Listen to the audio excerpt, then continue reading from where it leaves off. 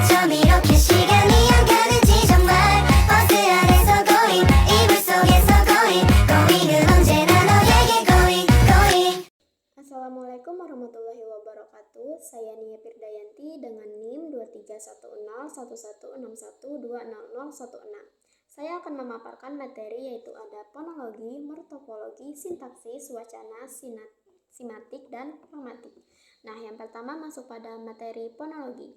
Secara etimologis, fonologi berasal dari dua kata Yunani yaitu pon yang berarti bunyi dan logos yang berarti ilmu.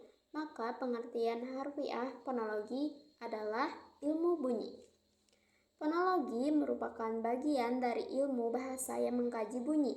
Menurut hierarki satuan bunyi yang menjadi objek studinya, fonologi dibedakan menjadi dua, yaitu fonetik dan fonemik. Fonetik adalah cabang studi fonologi mempelajari bunyi bahasa tanpa memperhatikan apakah bunyi-bunyi tersebut mempunyai fungsi sebagai pembeda makna atau tidak. Fonemik adalah cabang studi fonologi yang mempelajari bunyi bahasa dengan memperhatikan fungsi bunyi tersebut sebagai pembeda makna. Nah, selanjutnya ada morfologi. Morfologi berasal dari kata morfologi yang berasal dari bahasa Yunani. Kata morfe berarti bentuk dan logos berarti ilmu. Jadi, kata morfologi berarti ilmu yang mempelajari tentang bentuk.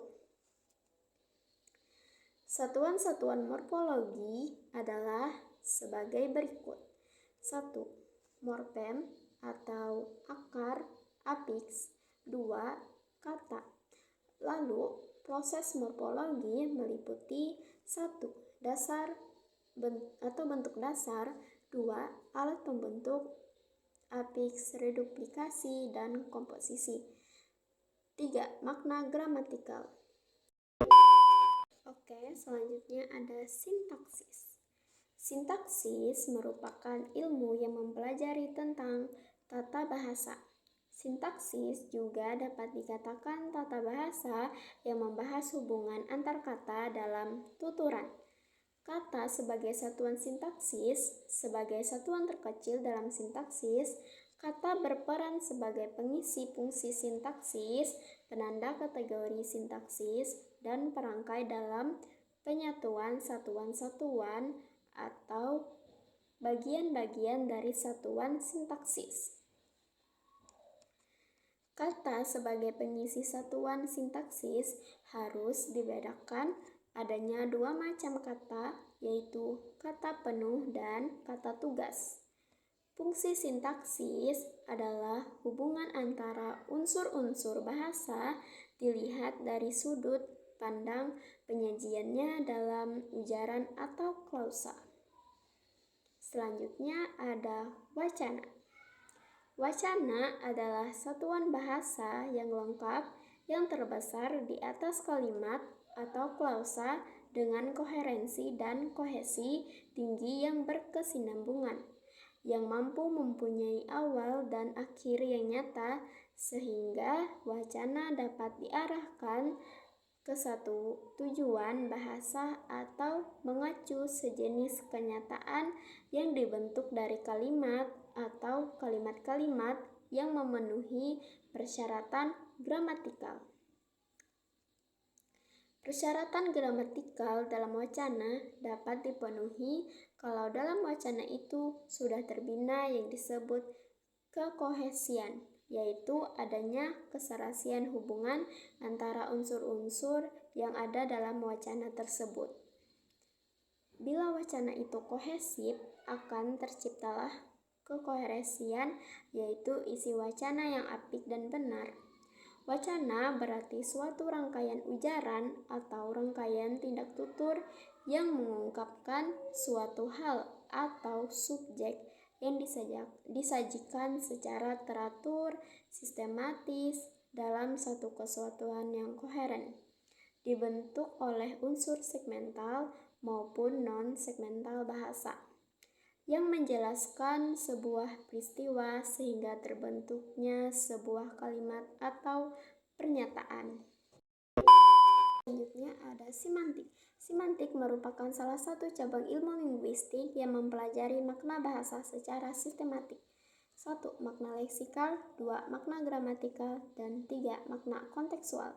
Makna leksikal adalah makna yang dimiliki atau ada pada laksa meski tanpa konteks apapun. Contohnya yaitu kuda sejenis binatang berkaki 4 yang biasa dikendarai. Makna gramatikal adalah makna yang baru ada kalau terjadi proses gramatikal seperti afiksasi, reduplikasi, komposisi, atau kalimatisasi.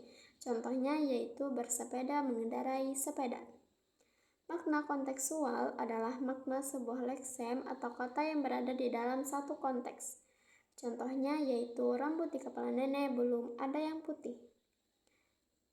Selanjutnya ada konseptual, misalnya bangunan tempat tinggal manusia. Selanjutnya ada pragmatik. Pragmatik salah satu cabang dari ilmu bahasa linguistik. Berbeda dengan cabang ilmu fonologi, morfologi, sintaksis, dan semantik yang mempelajari struktur bahasa secara internal, pragmatik mempelajari struktur bahasa secara eksternal, yaitu bagaimana suatu kebahasaan itu digunakan dalam komunikasi.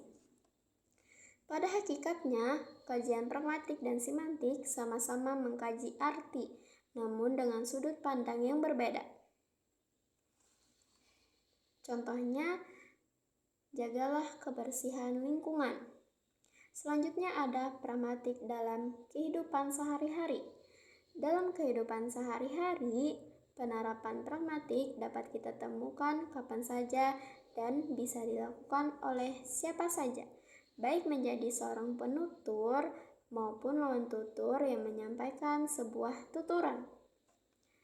Tujuan dalam sebuah tuturan tersebut ialah sebagai sarana penindak sebuah kalimat atau ujaran yang diucapkan oleh penutur. Sebenarnya mengandung fungsi komunikatif tertentu. Contohnya, kita tidak boleh golput dalam pemilu. Demikian pemaparan materi dari saya mengenai fonologi, morfologi, sintaksis, wacana, semantik, dan pragmatik.